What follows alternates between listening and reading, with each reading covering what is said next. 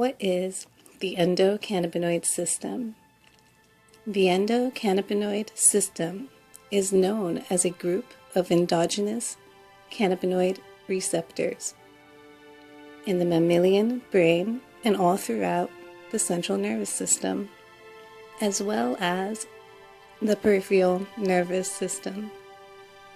But first, you may ask, what are endogenous cannabinoid receptors? These receptors are located throughout the body and involve a variety of physiological processes, including appetite, pain sensation, mood, and memory. Cannabinoid receptors are activated by three major groups of lignans: endocannabinoids produced by the mammillary body plant cannabinoids such as cannabidiol produced by the cannabis plant, and synthetic cannabinoids such as HU-210. All of the endocannabinoids and plant cannabinoids are lipophilic, such as fat-soluble compounds. So, back to the question, what is the endocannabinoid system? Endocannabinoid receptors consist of neuromodulatory lipids and their receptors, known as the body's own cannabinoid system. Not only is it involved in a variety of physiological processes, which, as mentioned, are appetite, pain sensation, mood, and memory, but the receptors are also responsible in mediating the psychoactive effects of cannabis. So, in other words, you could not even feel stoned without these receptors that you were born with, which are naturally throughout your body. However, there is way more to it than just that.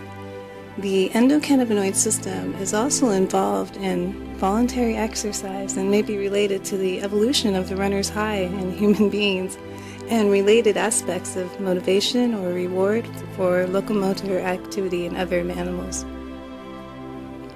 You might be asking, why is this even important and how does it relate to my health and well-being? Keep listening, as there's a whole lot more information to uncover about this very subject.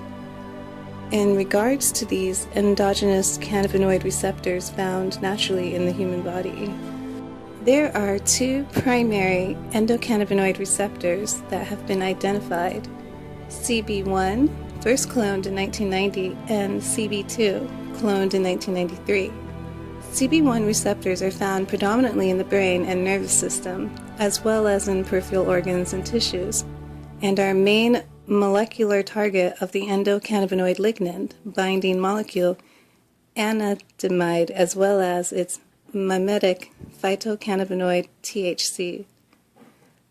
One other main endocannabinoid is 2-arachidonylglycerol 2-AG, which is active at both cannabinoid receptors, along with its own mimetic phytocannabinoid.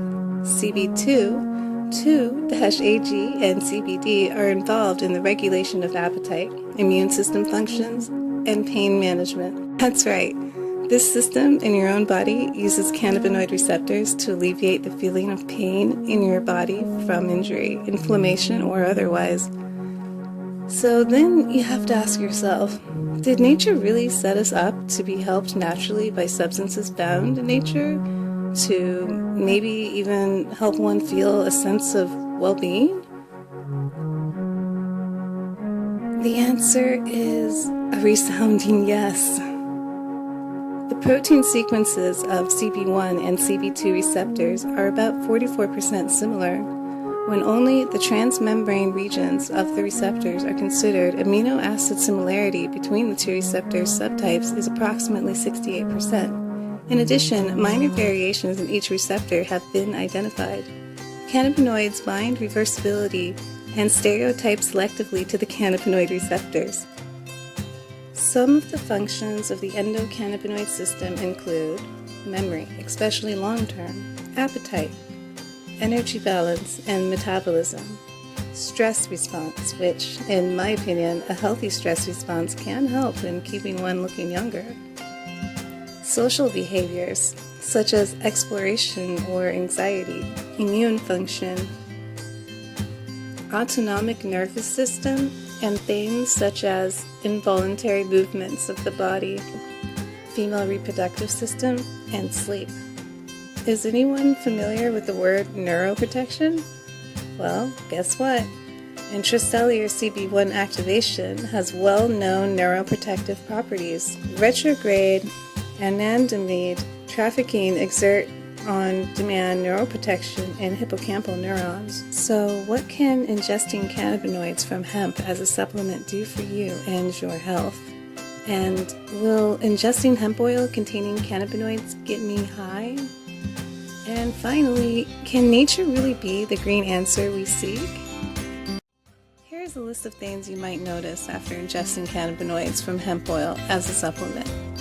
Ingesting cannabinoids may help relieve inflammation and reduce pain, may help with seizures and neurological disorders, may help relieve insomnia and promote restful sleep, may help support a healthy metabolism and promote healthy nutrient uptake, help stimulate enzyme activity in lower gut naturally, increasing absorption of nutrients, and can help alleviate symptoms of anxiety or depression, and can enhance moods and help make them more stable. Can cannabinoids from hemp get me stoned? Not to worry, cannabinoid-containing hemp oil is non-psychoactive due to its lack of affinity with CBD1's receptors, as opposed to THC, which is known for making you high. Instead, it has an affinity with CB2 receptors, which makes it anti-inflammatory and an immune enhancer. Therefore, cannabinoid-containing hemp oil is completely non-psychoactive and offers many of the same benefits of using THC and marijuana without being illegal, as cannabinoid-containing hemp oil is not illegal.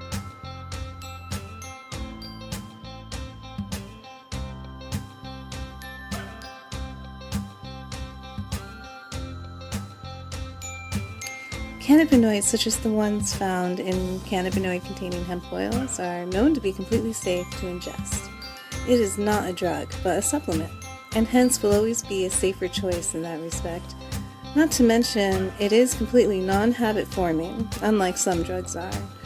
It seems as though all throughout nature we can always find answers that are more green. We just need to look and educate ourselves on what other options there are to remedies that are not so natural.